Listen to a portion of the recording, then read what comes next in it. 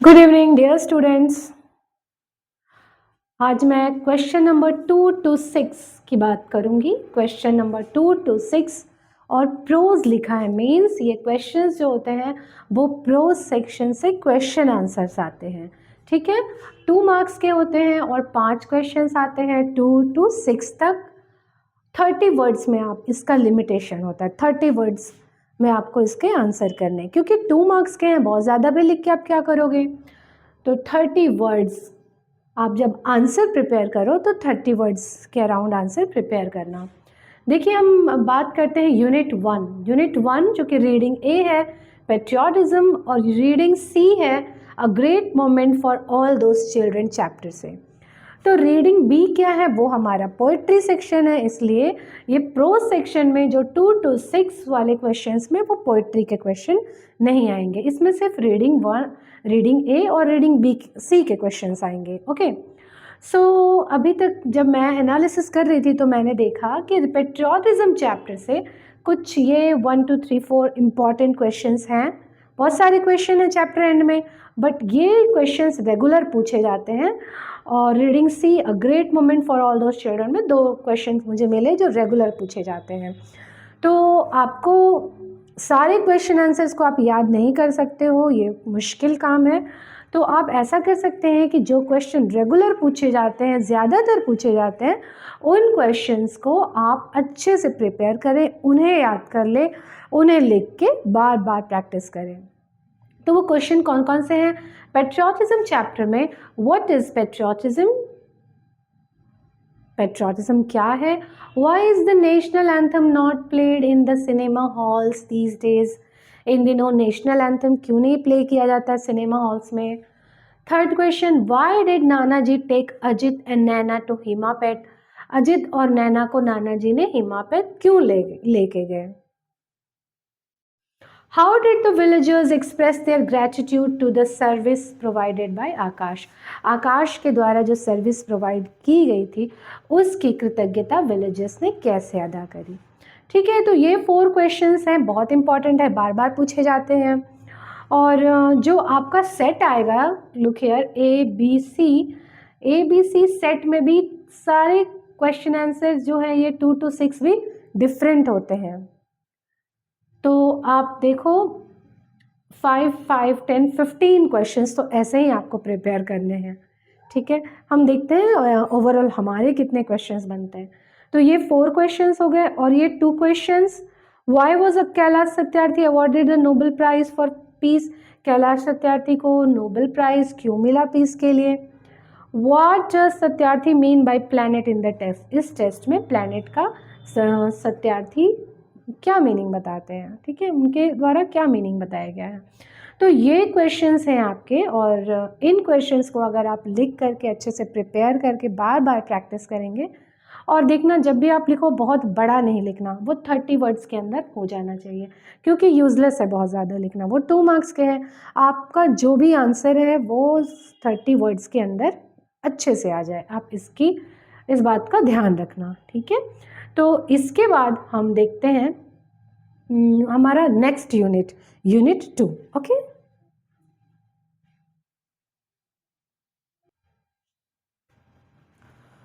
सो dear students, अब है unit 2 reading A the never never nest. उसके 3 क्वेश्चंस इंपॉर्टेंट हैं।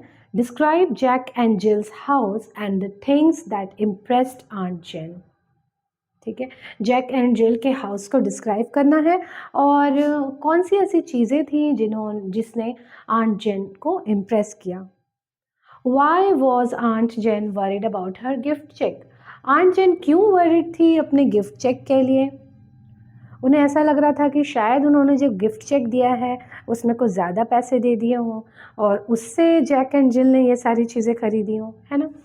Why did Jack say that it was better to be Mr. Owner than to be Mr. Tenant? Jack ने क्यों कहा कि mister owner होना ज़्यादा अच्छा है मिस्टर टेनेंट होने से। ये 3 क्वेश्चंस बार बार रिपीट मोड में आते हैं, तो आप इनका अच्छे से प्रिपरेशन कर लें। Now reading C Uncle Podger hangs a picture में 2 क्वेश्चंस ही इंपॉर्टेंट है। The one, why was Uncle Podger not able to hang the picture, Uncle Podger क्यों पिक्चर हैंग नहीं कर पा रहे थे। And the second one, write down 4 actions that make Uncle Podger a funny character, वो कौन से 4 एक्शंस हैं अंकल पोजर से जिससे कि वो एक फनी कैरेक्टर लगते हैं। ठीक है, ये 2 क्वेश्चन है आपका यूनिट 2 का, आप इसका स्क्रीनशॉट ले लो और आप इन आंसर्स को अच्छे से प्रिपेयर कर लेना। Okay,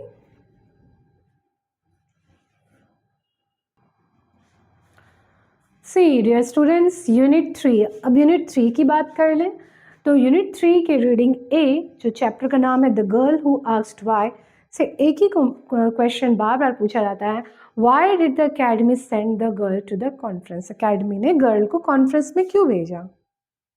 reading C now, an open letter to the teacher from a child with autism, what problem does Louie have, Louie को क्या परेशानी थी।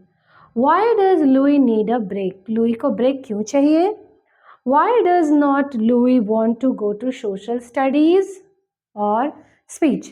Louis social studies और speech की classes में क्यों नहीं जाना चाहता था। ओके, ये questions हैं, आप इनका preparation कर ले यूनिट 3 के लिए। नाउ यूनिट 4 की बात करते हैं।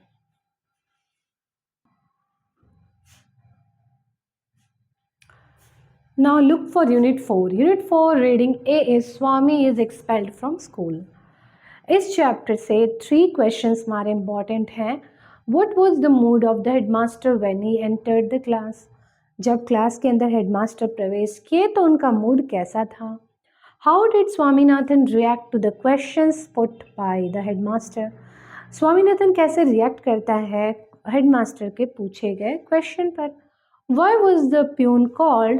What did he tell about Swaminathan, peon को क्यों बुलाया गया था और उसने स्वामीनाथन के बारे में क्या कहा। ये 3 क्वेश्चंस इंपॉर्टेंट है Swami is expelled from school से। लेकिन reading C daddies and during script से क्वेश्चंस नहीं पूछे गए हैं अभी तक, तो आप चाहें तो इसको स्किप कर सकते हैं। ठीक है, नाउ फॉर यूनिट 5।